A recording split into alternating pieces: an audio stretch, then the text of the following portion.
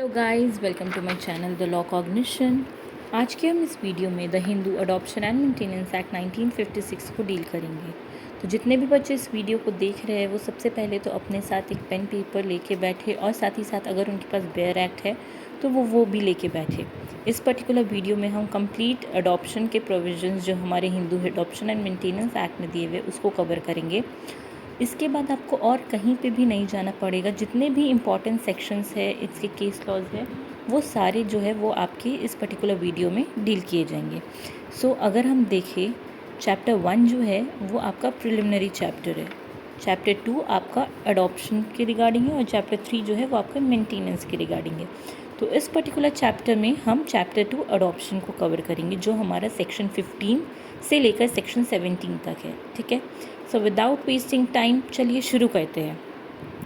सबसे पहले तो जो पॉइंट हमें देखना होगा वो ये है कि अडॉप्शन जो है वो इस पर्टिकुलर चैप्टर के अकॉर्डिंग ही होना चाहिए। अगर वो इस चैप्टर के अकॉर्डिंग नहीं होगा तो क्या होगा उसका कॉन्सिक्वेंस, वो सारे अडॉप्शन जो होंगे वो वॉइड अडॉप्शंस होंगे। दैट मीन्स अगर आप हिंदू हो और आपको हिंदू लॉ के अंदर अडॉप्शन करना है तो इस पर्टिकुलर चैप्टर में जो भी प्रोविजंस, वैलिडिटी या फिर आपकी जितनी भी क्राइटेरिया मेंशन है वो सब आपको फुलफ़िल करना ज़रूरी है अपने आपके अडॉप्शन को वैलिड अडॉप्शन बनाने के लिए। ठीक है, यही पॉइंट हमारा सेक्शन 5 बोलता है। और अगर आपका अडॉप्शन जो है वो आपका फुलफ़िल नहीं कर रहा है कोई कंडीशन को तो वो आपका वॉइड हो जाएगा। ये हमारा 5 का सबसेक्शन 2 बोलता है। 5 का सबसेक्शन 2 बेसिकली हमारा उसका कॉन्सिक्वेंस का नेचर बताता है। मतलब अगर आपका अडॉप्शन जो है वो वॉइड नेचर का है तो क्या कोई राइट्स एंड लाइबिलिटी अराइज हो रही है, नहीं हो रही है। तो अगर आपका अडॉप्शन वॉइड है तो कोई भी राइट आपका क्रिएट नहीं होता है, ना ही कोई भी आपकी प्रीवियस राइट्स आपकी डाइल्यूट होती है। मतलब आप अभी भी वही माने जाओगे जिस फैमिली से आप बिलोंग करते थे। ये जो भी राइट्स है, कोई भी न्यू राइट्स क्रिएट नहीं होती है। ठीक है, ये है हमारा सेक्शन 5। इसमें अगर हम इम्पॉर्टेंट केस की बात करें तो वो है करतार सिंह वर्सेस सुरजन सिंह। करतार सिंह वर्सेस सुरजन सिंह। ठीक है, इस पर्टिकुलर केस में भी कोर्ट ने यही कहा कि अगर आप कोई अपना इंडिविजुअल कस्टम फॉलो करते हुए कोई अडॉप्शन कर रहे हो तो वो अडॉप्शन तभी वैलिड होगा अगर वो कस्टम जो है वो आपके इस पर्टिकुलर चैप्टर के कॉन्ट्रावेंशन में नहीं है। मतलब आपको इस चैप्टर की कंडीशंस को फुलफ़िल करनी ही है, इसकी कॉन्ट्रावीन आप कोई भी एक्ट नहीं कर सकते हो। ठीक है, अगर कोई अडॉप्शन आप कर रहे हो अपने कस्टम को फुलफ़िल करते हुए तो वो आपका इस पर्टिकुलर एक्ट को कॉन्ट्रावीन नहीं कर रहा होना चाहिए, तभी वो कस्टम वैलिड होगी और वो अडॉप्शन वैलिड होगी। अदरवाइज़ आपकी अडॉप्शन जो है वो वॉइड अडॉप्शन हो जाएगी और उसका कोई भी कॉन्सिक्वेंस नहीं होगा। मतलब ना ही वो बच्चा अडॉप्टेड चाइल्ड बन के आपके घर आएगा और ना ही उनकी कोई राइट्स उधर से डाइल्यूट होंगे। ठीक है, अब हम अगर बात करें वैलिड अडॉप्शन कब कहलाएगा, क्या कंडीशंस है ना, जब हम तब से ये बात सुन रहे हैं कि वैलिड अडॉप्शन होनी चाहिए तो क्या कंडीशन है। सेक्शन 6 और सेक्शन 11 बेसिकली हमारे कंडीशंस प्रोवाइड करते हैं, जिसमें से अगर हम सेक्शन 6 को देखें वो हमारा रिक्विजिट्स ऑफ वैलिड अडॉप्शन बोलते हैं। मतलब कब आपका अडॉप्शन वैलिड होगा, किस सिचुएशन में आपके अडॉप्शन काउंट किया जाएगा। तो बेसिकली इसमें 4 पॉइंट्स है। पहला, जो पर्सन अडॉप्शन में दे रहा है वो केपेबल हो अडॉप्शन में देने के लिए। ठीक है, दूसरा, जिस इंसान को वो दे रही है, जिस बच्चे को वो अडॉप्शन में दे रहा है वो बच्चा केपेबल हो अडॉप्ट होने के लिए। ठीक है, मतलब उसकी री अडॉप्शन नहीं हो रही होगी या फिर कोई भी अदर कोई भी कंडीशंस हो तो वो सारी नहीं होनी चाहिए। मतलब बच्चे केपेबल होने चाहिए कि उनको हम अडॉप्ट कर सकते हैं। तीसरा, जिस इंसान को अडॉप्शन में दिया जा रहा है, मतलब जो इंसान अडॉप्शन में ले रहा है बच्चों को, वो केपेबल हो उस अडॉप्शन को लेने के लिए। ठीक है, मतलब जो भी कंडीशंस हैं हमारे वो हम आगे देखेंगे सेक्शन 11 में। ठीक है, तो ये 3 कंडीशंस तो हो गए। मतलब जो अडॉप्शन में दे रहा है, जिसको दिया जा रहा है और जिस बच्चे को दे रहे हैं, ये तीनों वैलिड होने चाहिए फॉर बीइंग अडॉप्टेड। अब ये इनकी कंडीशंस क्या है, कैपेसिटी क्या है, वो हम आगे सेक्शंस में देखेंगे। ठीक है, चौथा ये है कि जो भी आपके इस पर्टिकुलर चैप्टर में या इस अडॉप्शन के चैप्टर में आपकी जितनी भी कंडीशंस मेंशन है उसको कंप्लाई करना होगा। ये हमारा सेक्शन 6 का 4th पॉइंट बोलता है। ठीक है, इसमें अगर हम केस देखें तो there is a case Dhanraj versus Suraj भाई। इस केस में पर्टिकुलरली कोर्ट ने यही कहा था कि जो आपके पर्सन केपेबल होने चाहिए अडॉप्शन देने के लिए। मतलब कोई भी रैंडम इंसान आपको अडॉप्शन में नहीं दे सकता है। इस पर्टिकुलर केस में हुआ क्या था, वो थी, स्टेप मदर थी आपकी, और उन्होंने उस बच्चे को अडॉप्शन में दे दिया था। तो यहाँ पे पॉइंट ये रखा गया था कि क्या स्टेप मदर वैलिड है अडॉप्शन में देने के लिए। तो कोर्ट ने यहाँ कहा था no, she is not capable of giving in adoption. इसीलिए ये अडॉप्शन ही जो था वो पूरा अपने आप में ऑफ नो कॉन्सिक्वेंस था, वो वॉइड था। ठीक है, अब कैपेसिटी अगर हम देखें मेल हिंदू का कि कब वो अडॉप्शन ले सकता है, ठीक है, किस सिचुएशन में कोई एक मेल पर्सन हिंदू जो है वो अडॉप्शन ले सकता है, तो वो है आपका सेक्शन 7। ठीक है, तो सबसे पहला तो he should be of sound mind and should not be minor. यहाँ पे बस 2 ही कंडीशन है, दैट इज़ साउंड माइंड का होना चाहिए एंड मेजर होना चाहिए, माइनर नहीं हो सकता है वो। ठीक है, तो वो कोई भी पर्सन को, मतलब कोई भी चाइल्ड को अडॉप्ट कर सकते हैं, बीट सन और डॉटर, वहाँ पे कोई उसको बैन नहीं है कि आप बस सन को कर सकते हो या डॉटर। हाँ, इसमें कंडीशन ज़रूर है एज वाली, वो हम सेक्शन 11 में देखेंगे क्या कंडीशन है। बट कैपेसिटी जो है वो हमारा यही है कि 2 चीज़ देखी जाएगी, साउंड माइंड होना चाहिए और मेजर होना चाहिए। इसके अलावा फाइनेंशियल कैपेबिलिटी, ये सारी चीज़ कुछ भी हमारा इस पर्टिकुलर एक्ट के अंदर तो नहीं देखा जाता है इन जनरल। हाँ, ये बात अलग है, court at the and welfare of the child देखती है, बट फॉर द कैपेसिटी की अगर हम बात करें तो ये 2 पॉइंट्स है। ठीक है, फर्दर अगर कोई इंसान ने शादी कर रखी है, मतलब अगर कोई मेल पर्सन है उसने शादी कर रखी है, तो इन दैट केस उसको अपनी वाइफ का कंसेंट लेना ज़रूरी है in order to make an adoption. ठीक है, अनटिल एंड अनलेस वो वाइफ जो है वो या तो रिनाउंस कर दी है वर्ल्ड को, या फिर इनकी शादी टूट गई है, या फिर वो हिंदू से कन्वर्ट हो चुकी है। ठीक है, इन जनरल सिचुएशन अगर आप मैरिड हो तो आपको अपनी वाइफ से परमिशन लेने की ज़रूरत है अगर आपको कोई अडॉप्शन करना है तो। ठीक है, इसके रिगार्डिंग भी हमारे पास केस है, दैट इज़ बद्रीलाल वर्सेस भीड़ू। ठीक है, 1986 का जजमेंट है। यहाँ पे कोर्ट ने ये कहा था, जो हम कंसेंट लेने की बात कर रहे हैं, ये जो कंसेंट होनी चाहिए ये हमारा अडॉप्शन लेने से पहले होना चाहिए। ये नहीं कि हमने अडॉप्शन ले कर लिया उसके बाद हम कंसेंट ले रहे हैं, मना रहे हैं, तो ऐसा नहीं होगा। आप अडॉप्शन करने जाओ उससे पहले आपको कंसेंट होना ज़रूरी है। ठीक है, उसके बाद अगर हम एक और जजमेंट देखें, सरबजीत कौर वर्सेस गुरमीत कौर, ये 2009 का जजमेंट है। इसमें कोर्ट ने यही कहा था कि अगर आप मैरिड मेल हो तो आपको अपनी वाइफ का कंसेंट लेना ज़रूरी है, अनटिल एंड अनलेस वो 3 कंडीशंस ना हो जो मैंने अभी आपको बताया। ठीक है, अदरवाइज़ इन ऑल सिचुएशंस आपको अपनी वाइफ का कंसेंट लेना ज़रूरी है। अब ये सिचुएशन हो सकता है कि कहीं पे आपकी एक से ज़्यादा वाइफ हो, है ना, मतलब अगर कोई आप पहले शादी कर रखे हो या जो भी, इन केस आपने अगर 2 से ज़्यादा वाइफ रख रखी है, तो इन दैट केस आपको सबका कंसेंट लेने का ज़रूरत है, जितनी भी वाइफ है। ठीक है, तो there has to be a consent taken by all the wifes. ठीक है, ओके, इतना तक अगर आपको समझ आया तो अब हम बात करेंगे capacity of female Hindu to take in adoption. कब फीमेल हिंदू अडॉप्ट कर सकती है, तो उसमें भी सेम कंडीशंस है, साउंड माइंड होना चाहिए, माइनर नहीं हो सकता है, she has to be a major person. ठीक है, एंड सेम अगर उसकी शादी हो रखी है तो she has to take consent from his husband, उसके बिना वो अडॉप्ट नहीं कर सकती। बेसिकली अगर देखा जाए लॉ के अकॉर्डिंग, अब फीमेल जो है अगर वो मैरिड है तो वो अडॉप्ट नहीं कर सकती है सोली। ठीक है, अनटिल एंड अनलेस उसकी मैरिज जो है वो एंड हो जाए या फिर वो सेपरेट हो जाए, till that time she can not take in adoption. ठीक है, वो अडॉप्ट नहीं कर सकती है। दैट मीन्स अनमैरिड वुमेन होनी चाहिए या फिर डिवोर्सी होनी चाहिए, then in that case only a women has a right कि वो अडॉप्ट कर सकती है। साउंड माइंड होना और मेजर होना अपने आप में एक वैलिड कंडीशन है जो तो फुलफ़िल करना ही होगा फॉर एन अडॉप्शन। ठीक है, इसके रिगार्डिंग अगर हम केस देखें तो we have Dasharath versus Pandu, 1977 का जजमेंट है, जहाँ पे ये था, कोर्ट ने ये बोला था कि वाइफ के पास राइट नहीं होता है अडॉप्ट करने का till the time she is on her marriage, until and unless उसकी मैरिज चल रही है वो अडॉप्ट नहीं कर सकती है, accept in certain exception situation, जहाँ पे हस्बैंड जो है वो कंसेंट देने के लिए ही कैपेबल नहीं है, या फिर उसने रिनाउंस कर दिया, या फिर वो उसकी डेथ हो गई है, या फिर ही हैज़ कन्वर्टेड और समथिंग दैट सिचुएशन। ठीक है, इसके अलावा कोई भी सिचुएशन में female Hindu if she is married वो अडॉप्ट नहीं कर सकती है। यहाँ तक आई होप आपको समझ आया हो, ठीक है। एक केस और अगर हम यहाँ पे देखें, that is Amrish Kumar versus Hatto प्रसाद।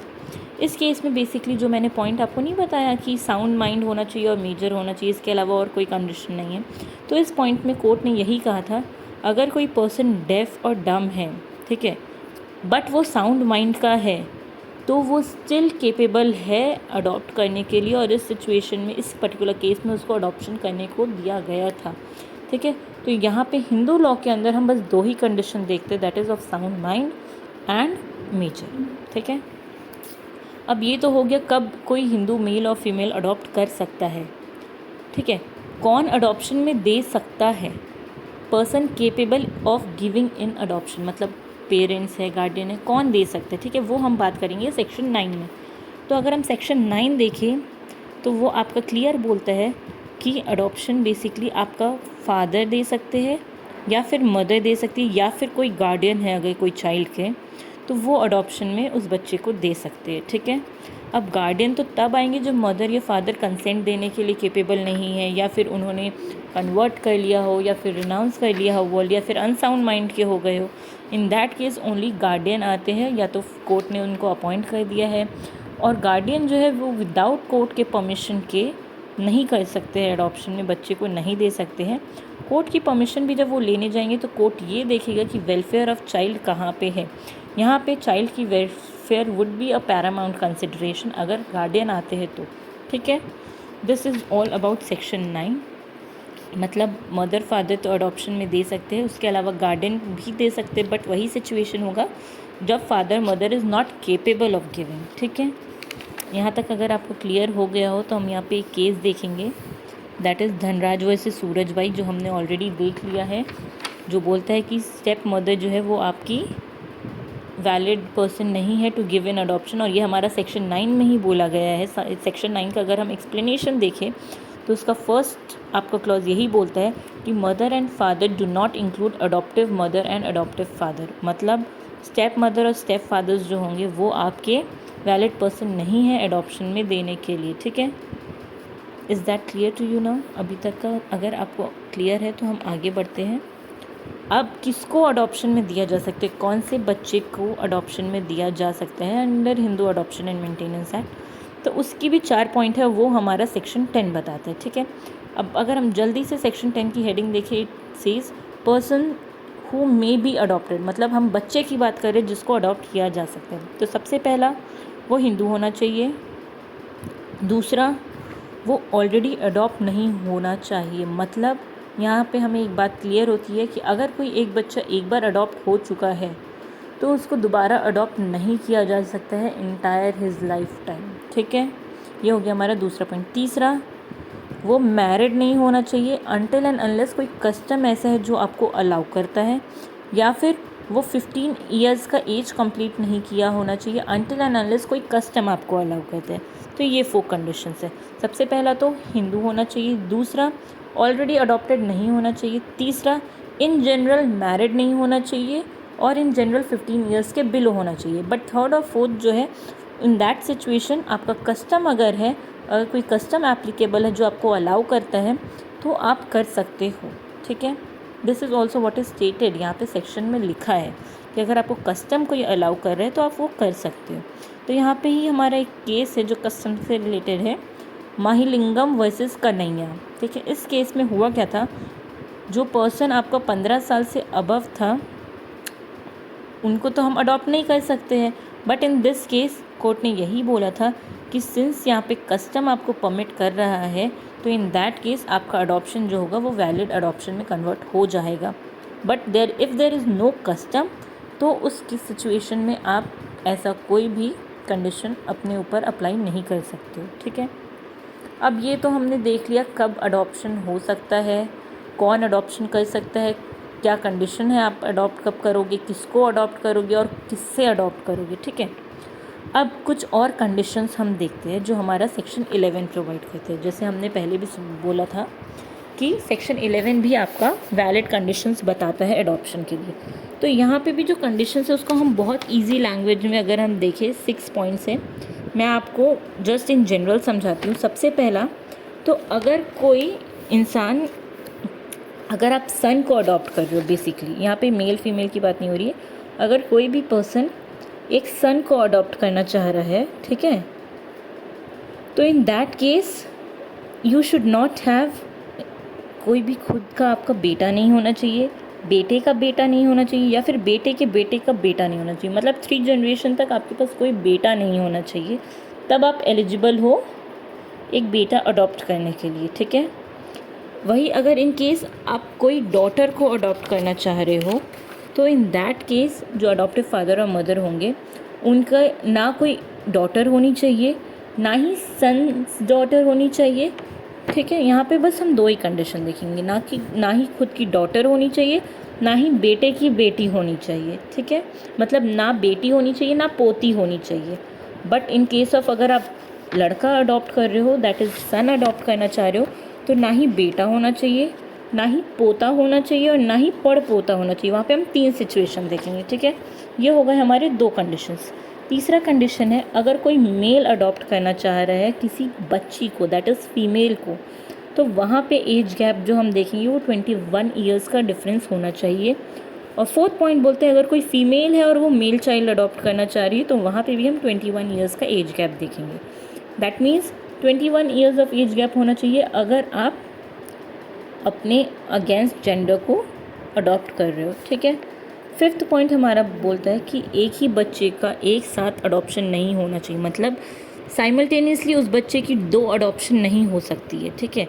कि यहाँ पे मैं गई हूँ, वहाँ पे एक पर्टिकुलर बच्चा है, उसको मैं भी अडॉप्शन के लिए उसकी एप्लीकेशन डाल दी, और दूसरा भी एक कोई कपल है उसने भी डाल दिया है, और उसकी साइमल्टेनियसली अडॉप्शन प्रोसीडिंग चल रही है, तो ये चीज़ नहीं हो सकती है, ठीक है।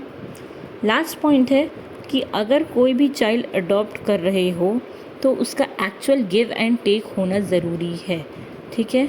आप ये नहीं है कि बस हो गया अडॉप्शन काम ख़त्म, एक्चुअल गिव एंड टेक होना ज़रूरी है। जहाँ पे आपका स्पेसिफिक आपका सेक्शन क्लॉज 6 जो है वो आपको यही बोलता है कि एक्चुअल गिव एंड टेक होना मैंडेट है।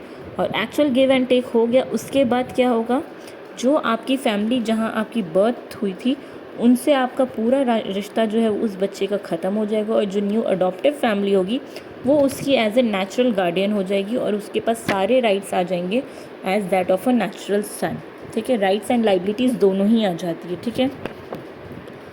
अब अगर यहाँ पे हम एक केस देखें, गोलक चंद वर्सेस कीर्ति बस, यहाँ पे कोर्ट ने यही कहा था कि अगर जो आपका एज गैप का रिक्वायरमेंट है 21 ईयर्स का, अगर आप उसको वायलेट करोगे तो अडॉप्शन जो है वो वैलिड अडॉप्शन नहीं होगा, और अडॉप्शन का स्टेटस ख़त्म हो जाएगा, ठीक है।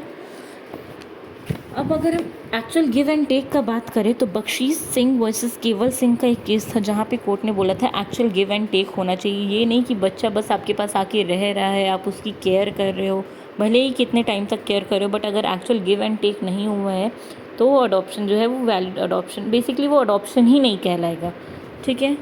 For an adoption to be a proper adoption, actual give and take होना मैंडेट है। यहाँ तक तो हमारे प्रोविजंस थे जो आपको आई गेस समझ आ गए हो। कोई डाउट हो तो आप प्लीज़ पूछ लो। अब अगर हम आगे देखें इफ़ेक्ट्स ऑफ अडॉप्शन, क्या इफ़ेक्ट होगा अडॉप्शन का, तो इफ़ेक्ट ऑफ अडॉप्शन हम बहुत अच्छे से जानते ही है कि अगर कोई बच्चा अडॉप्ट हो रहा है तो उसके सारे राइट उसके प्रीवियस फैमिली से कट डाउन हो जाएंगे, और ये जो न्यू फैमिली होगी, अडॉप्टिव फैमिली होगी, वो उसकी natural parents, natural guardian, natural family बन जाएगी, ठीक है। और उसके पास वो सारे राइट्स एंड लाइबिलिटीज़ आ जाएंगे as that of a natural son, ठीक है। फर्दर यहाँ पे उनके ऊपर बस 2 ऑब्लिगेशंस और ये लगते हैं कि वो अपने प्रीवियस फैमिली में से किसी के साथ शादी नहीं कर सकते हैं जिनके साथ वो एक्चुअल में नहीं कर पाते अगर वो उस घर में होते तो, ठीक है। दिस इज़ वन लिमिटेशन जो लगती है। दूसरा पॉइंट ये है कि अगर कोई प्रॉपर्टी ट्रांसफ़र हुई है बिफोर अडॉप्शन उस बच्चे के नाम पे, तो वो प्रॉपर्टी आपकी उस बच्चे के साथ ही आएगी, और वो प्रॉपर्टी के थ्रू उसका राइट जो है वो ख़त्म नहीं होगा, ठीक है। आप ये नहीं बोल सकते कि ये बच्चा तो जब मेरा था तब मैंने इसको प्रॉपर्टी दिया था। द मोमेंट उसके नाम पे आपने प्रॉपर्टी कर दी है, वो प्रॉपर्टी उसी की रहेगी और उसके पास ही उसकी ओनरशिप रहेगी, ठीक है। यहाँ तक आपको समझ आ गया। अब अगर हम आगे बात करें, right of adoptive parents to dispose of their properties. ठीक है, यहाँ पे ये बोला गया है कि जो अडॉप्टिव पेरेंट्स है वो अपने प्रॉपर्टी को कैसे भी चाहे डिस्पोज कर सकते हैं। वहाँ पे ये नहीं होगा कि आपको अपने बच्चे को देना ज़रूरी है, वो उनका डिस्क्रिशन है, वो अग्रीमेंट के थ्रू कुछ भी कर सकते हैं, किसी को भी उस प्रॉपर्टी को डिस्पोज ऑफ कर सकते हैं बाय विल, किसी का विल, ये विल बना सकते हैं। ठीक है, अब इन सिचुएशन को तो हमने देख लिया है। सेक्शन 14 जो है वो आपको बात करता है determination of adoptive mother in certain cases. अब हम अडॉप्टिव मदर को डिटरमाइन करेंगे, ठीक है, कि कौन होगी मदर, बेसिकली नेचुरल मदर कौन होगी। ठीक है, तो अगर पहला सिचुएशन आपका ये बोलता है कि अगर कोई हिंदू है जिसकी वाइफ है, ठीक है, और वो अडॉप्ट करता है कोई बच्चे को, तो वो जो वाइफ होगी उसकी, वो उसकी अडॉप्टिव मदर बन जाएगी। ये तो बहुत सिंपल था। ठीक है, दूसरा, अगर कोई अडॉप्ट कर रहा है, उसकी एक से ज़्यादा वाइफ है, ठीक है, तो इन दैट केस जो सीनियर मोस्ट वाइफ होगी वो होगी उसकी अडॉप्टिव मदर, मतलब वो उसकी नेचुरल मदर बनेगी। बाकी जितनी मदर है या जितनी वाइफ है उस पर्टिकुलर इंसान की, वो सारी उसकी स्टेप मदर बनेगी उस बच्चे की। ठीक है, थर्ड पॉइंट अगर हम बात करें, अगर कोई विडोअर है या फिर बैचलर है और वो अडॉप्ट करता है और अडॉप्ट करने के बाद वो किसी से शादी करता है, तो जिस पर्सन से उसने शादी की है वो जो होगी वो स्टेप मदर होगी, ना कि अडॉप्टिव मदर होगी। ठीक है, चौथा, अगर कोई विमेन है, अनमैरिड विमेन है या फिर विडो है, वो अगर अडॉप्ट करने के बाद शादी करती है, तो जो स्पाउस होगा उसका, वो आपका स्टेप फादर बनेगा। बेसिकली जब अगर आप अडॉप्शन कर रहे हो उस टाइम पे अगर आपका कोई पार्टनर है तब तो वो अडॉप्टिव पेरेंट बनेगा उसका, अदरवाइज़ वो आपके स्टेप पेरेंट्स में कन्वर्ट हो जाएंगे। और अगर एक से ज़्यादा वाइफ है तो इन दैट के सीनियर मोस्ट वाइफ जो होगी वो आपकी मदर बनेंगी, अडॉप्टिव मदर, एंड बाकी जो होंगे वो स्टेप मदर्स हो जाएंगे। ठीक है, अब valid adoption not to be cancelled, section 15 अगर हम देखें, valid adoption not to be cancel, मतलब अगर एक बार अडॉप्शन हो चुका है वैलिडली तो उसको कभी कैंसिल नहीं किया जा सकता। ये नहीं कि आज मेरा मन किया इस बच्चे को अडॉप्ट कर लिया मैंने, 6 महीने बाद मुझे ये बच्चा अच्छा नहीं लग रहा है, I don't want this child, तो मैंने बोल दिया कि भाई ये अडॉप्शन को आप कैंसिल कर दो, तो ये नहीं हो सकता। एक बार अगर वैलिडली आपने बच्चे को अडॉप्ट कर लिया है तो वो बच्चा फॉर एवर के लिए आपका नेचुरल चाइल्ड हो जाएगा। ठीक है, और आप उसके नेचुरल फादर एंड मदर हो जाओगे, और वो आप उसको कभी भी कैंसिल नहीं कर सकते हो, उसके पास सारे rights and liabilities for ever रहेंगे। ठीक है, आई होप आपको अडॉप्शन के सारे प्रोविजंस समझ आ गए हो। मैंने यहाँ पे सारे प्रोविजंस कवर करने की, इम्पॉर्टेंट जितने भी प्रोविजंस है वो सारे कवर करने की कोशिश की है। साथ ही साथ मैंने आपके साथ केस लॉज भी डिस्कस किया है। अगर आपको हैंड रिटन नोट्स या गाइडेंस के लिए कोई मटेरियल चाहिए तो आप वो भी हमें बता सकते हो, we provide you with that. Otherwise for a glimpse हमने यहाँ पे प्रॉपर एक प्रेजेंटेशन बना के ही रखी है, तो अगर आप चाहो तो आप इस पर्टिकुलर वीडियो से स्क्रीनशॉट लेते हुए भी अपना पढ़ाई कर सकते हो। आई होप ये वीडियो आपको समझ आया हो। अगर कोई भी डाउट हो तो please do mention that in chat box.